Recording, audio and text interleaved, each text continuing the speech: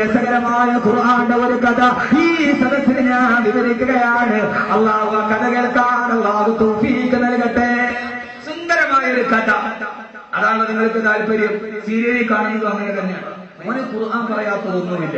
ബഹുമാനപ്പെട്ട വിശുദ്ധ ഖുർആൻ സൂറത്തിന്റെ ശാസ്ത്ര സത്യം പറയാൻ ഒരു അത്ഭുതകരമായ കഥ പറയുന്നുണ്ട്. ലോകം നടത്തി പിടിച്ച ചക്രവർത്തിയാണ് സുലൈമാൻ നബി. നാല് ചക്രവർത്തിമാരാണ് ലോകമടക്കി ഭരിച്ചിട്ടുള്ളത്. അതിലൊരാളാണ് ബഹുമാനപ്പെട്ട നബിയുല്ലാഹി സുലൈമാൻ അലൈഹിസ്സലാത്തു വസ്സലാം.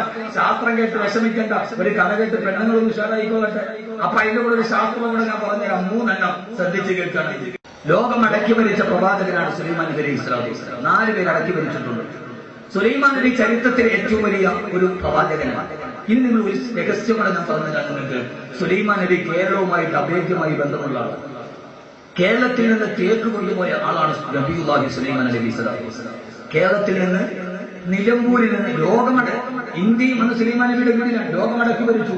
കേരളത്തിൽ നിന്ന് തേക്ക് കൊണ്ടുപോയ ആളാണ്. നിലമ്പൂരിൽ നിന്ന് തേക്ക് കൊണ്ടുപോയ ആളാണ് സുലൈമാൻ നബി അലൈഹിസ്സലാത്തു വസ്സലാം. സുലൈമാൻ നബിക്കൊരു മരംകൊത്തി ഉണ്ടായിരുന്നു. ലോകം മുഴുവനും അടക്കി ഭരിക്കുന്ന സുലൈമാൻ നബിയുടെ മെസ്സഞ്ചറാണ് മരംകൊത്തി. രാവിലെ ആ മരംകൊത്തി പോകും, വൈകുന്നേരമാകുമ്പോൾ മരംകൊത്തി തിരിച്ചു വരും. അതേവരെ ആ നാട്ടിൽ നടക്കുന്ന മുഴുവൻ ന്യൂസും പറയുന്ന സുലൈമാൻ നബിയുടെ അൽ ജസീറയാണ് മരംകൊത്തി. സുലൈമാൻ നബിയുടെ BBC ആണ് മരംകൊത്തി. സുലൈമാൻ നബിയുടെ ഏഷ്യാനെറ്റ് ന്യൂസാണ് മരംകൊത്തി. മുഴുവൻ കൊടുമുടികളും പറഞ്ഞു നടന്ന് സർവ്വരഹസ്യങ്ങൾ കൊടുക്കുന്ന മരംകൊത്തി. പറയാ ഒരു ദിവസം ഒരു സുന്ദരമായ കഥ. ഇതൊരു റൊമാന്റിക് ഭാവനയല്ല, ഇത് മേരി ശല്ലിയുടെ കഥയല്ല, ഇത് സാഹിത്യമില്ല, തൈവിധ്യമല്ല, ഇത് മിത്തല്ല, കഥനങ്ങളല്ല. ആ വൈകുന്നേരം തന്നെ മരംകൊത്തിയെ കാത്തു നിൽക്കുമ്പോ മരംകൊത്തി വന്നിട്ടില്ല. സുലൈമാൻ നബിക്ക് സന്ധ്യയായി, സുലൈമാൻ നബിക്ക് ദേഷ്യമായി. സുലൈമാൻ നബി പറഞ്ഞു, മരംകൊത്തി വരാത്തതെന്താ?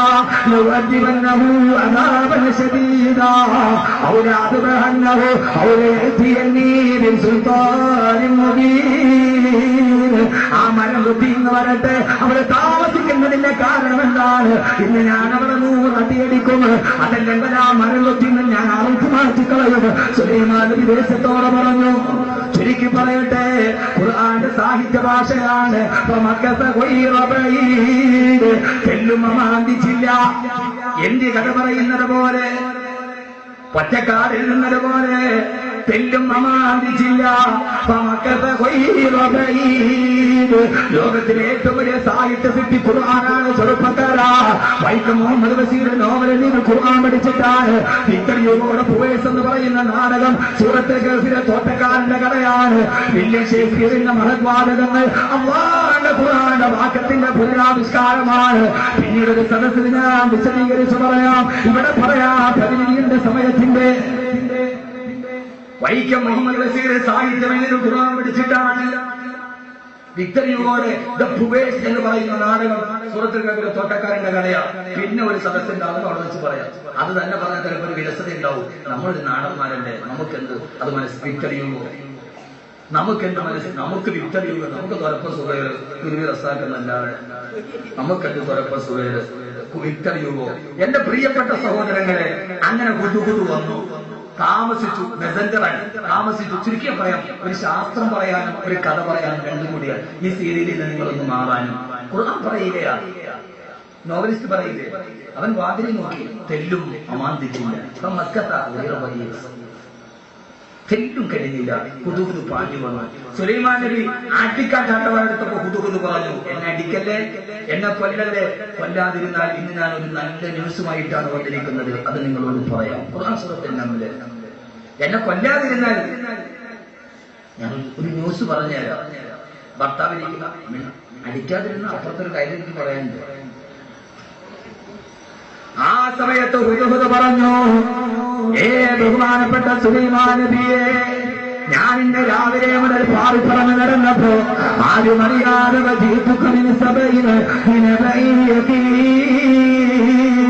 സബ എന്ന് പറയുന്ന ഒരു ബലഭൂയിഷ്ടമായ സമ്പൽ സമൃദ്ധമായ രാജ്യത്തിന് ഞാൻ പോയി. അവിടെ ചെന്നപ്പോ സുലൈമാൻ നബിയെ തമ്മിക്കും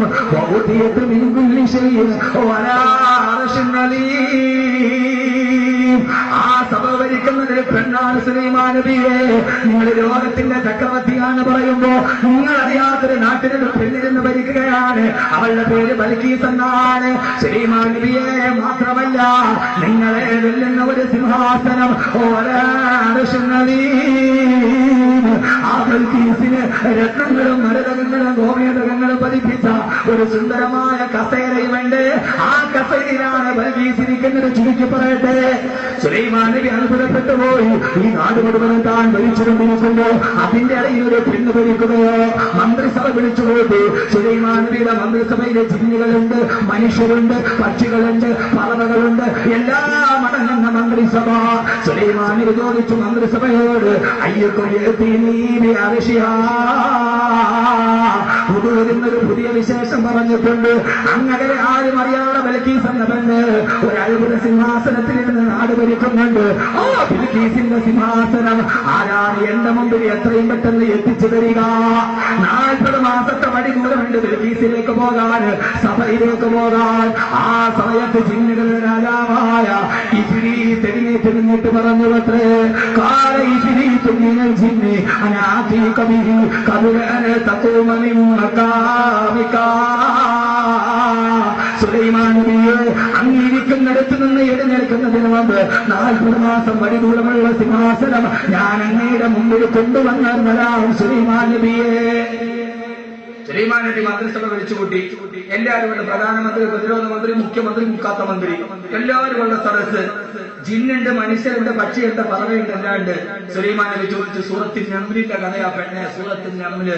ആ സമയത്ത് സുലൈമാൻ നബി ചോദിച്ചു, അയ്യുക്കും ഞാൻ അറിയാതെ നാട് ഭരിക്കുന്ന ബിൽക്കീസ് ഇരിക്കുന്ന സിംഹാസനം എത്രയും പെട്ടെന്ന് എന്റെ മുമ്പിൽ കൊണ്ടുവന്നത് ആർക്കാ കഴിയുക? ജിന്നുകളുടെ നേതാവായി ഇഫ്രീത്ത്. ജിന്നിനെ ഓർത്തോടെ, ജിന്നിനെ കണ്ട ആരെങ്കിലും ഒന്ന് കൈവക്കി. ജിന്നിനെ കണ്ട ആരെങ്കിലും കൈവക്കി? ഇല്ലേ? അതാണ് രണ്ട് ജിന്നിനെ കണ്ടിട്ട് പിശാചിനെ കണ്ടിട്ടുണ്ട്. ഇപ്പൊ ആണെന്ന് അത് എപ്പോഴും കണ്ടുകൊണ്ടിരിക്കുക. പെണ്ണുങ്ങൾ മുഴുവൻ കൈവക്കും പിശാച്, അതാ ഞാൻ കണ്ടുകൊണ്ടിരിക്കുക. ജിന്നുകളുടെ നേതാവാണ് ഇഫ്രീത്ത്. ഇഫ്രീത്ത് പറഞ്ഞു, അങ്ങ് എഴുന്നേൽക്കുന്നതിന് മുമ്പ് ഞാൻ കൊണ്ടുവരാം. സുലൈമാൻ അല്ല, അതിനേക്കാൾ വേഗതയിലായിരിക്കും കൊണ്ടുവരും. അതിനേക്കാൾ വേഗതയിലായിരിക്കും ജിന്നിന് പറ്റാത്തത്. ആ സമയത്ത് സദസ്സ് നിശബ്ദമായി. ജിന്നുകൾക്ക് കഴിയാത്തതാർക്കാണ് കഴിയുക? ആ സമയത്താണ് നിശബ്ദമായ സദസ്സിന് വരാൻ എഴുന്നേറ്റ് നിന്നു. ഖുർആൻ പറയട്ടെ, കാനല്ലദീ ഇൻദഹു ഇൽമുൻ മിനൽ കിതാബ് അനാ ആതീക ബിഹി ഖബ്ല അൻ യർതദ്ദ ഇലൈക തർഫുക. അങ്ങയുടെ കണ്ണം നടച്ച് ചിമ്മി തുറക്കുന്നതിന് മുമ്പ് ആ സിംഹാസനം ഞാൻ കൊണ്ടുവരാമെന്ന് തൗറാത്തിൽ അഗാധ പ്രാവീണ്യമുള്ള ആ സിദ്ദീഖ് ബർഖയാ അനാതീക ബിഹി ഖബ്ല അൻ യർതദ്ദ ഇലൈക തർഫുക. ഒരു മനുഷ്യൻ പറഞ്ഞു, അങ്ങയുടെ കണ്ണടച്ച് ചിമ്മി തുറക്കുന്നതിന് മുമ്പ് ഞാൻ അങ്ങേക്ക് ആ സിംഹാസനം മുമ്പിലെത്തിക്കാം നബിയേ. എന്നിട്ട് ആകാശത്തേക്ക് നോക്കി ആ സിദ്ദീഖിനെ ബർഖയാ ഒരു ദിക്ർ ചൊല്ലി, അല്ലാഹുവേ യാ ഹയ്യു യാ ഖയ്യൂം യാ ഹയ്യു യാ ഖയ്യൂം. ആ ദിക്ർ ചൊല്ലേണ്ട താമസം 40 മാസത്തിന്റെ വഴിദൂരം അകലെയുള്ള ബിൽക്കീസിന്റെ സിംഹാസനം സുലൈമാൻ നബിയുടെ മുറ്റത്ത് വന്നു നിന്ന് അല്ലാഹുവിന്റെ വിശുദ്ധ ഖുർആൻ. സിംഹാസനം പാഞ്ഞ് സുലൈമാൻ നബിയുടെ മുമ്പിലെത്തി.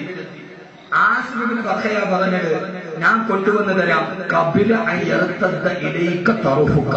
അങ്ങയുടെ കണ്ണ് അടച്ച് തുറക്കുന്നതിന് മുമ്പ്. കണ്ണടച്ച് തുറക്കുന്നത് ഇത് കണ്ണ് ഇങ്ങോട്ട് നോക്കും മനുഷ്യന്മാർ. ചുമ്മാ കഥ കേൾക്കാറില്ല, ശാസ്ത്രം പറയാനാ പറഞ്ഞത്. കണ്ണടച്ച് തുറക്കാത്ത സമയം കണ്ടു. എത്ര? ഒരു സെക്കൻഡ്. കണ്ണൊന്ന് അടക്കി തുറക്ക്. എത്ര പാറ മനുഷ്യന്മാര്. എത്ര? ഒരു സെക്കൻഡ്. ഖബ്ല അൻ യർതദ്ദ ഇലൈക തർഫുക. കണ്ണടച്ച് ചിമ്മി തുറക്കുന്നതിന് മുമ്പ്. അപ്പോ സമ്മതിച്ചല്ലോ. ഖുർആൻ കണ്ണടച്ച് ചിമ്മി തുറക്കാൻ 1 സെക്കൻഡ്. കണ്ണടച്ച് ചിമ്മി തുറക്കുന്നതിന് മുമ്പ് സെക്കൻഡിനെ വിഭജിക്കാമെന്ന് ശാസ്ത്രം കണ്ടുപിടിക്കുന്നത് 20-ാം നൂറ്റാണ്ടിന്റെ അവസാനത്തിലാണ്. സെക്കൻഡിനെ വിഭജിക്കാമെന്ന് സുലൈമാൻ നബിയുടെ കൊട്ടാരത്തിൽ ഒരു മനുഷ്യൻ പറയുന്നത് BC 1050-ലാണ്. ഖുർആൻ BC 1050 കഥ പറയും.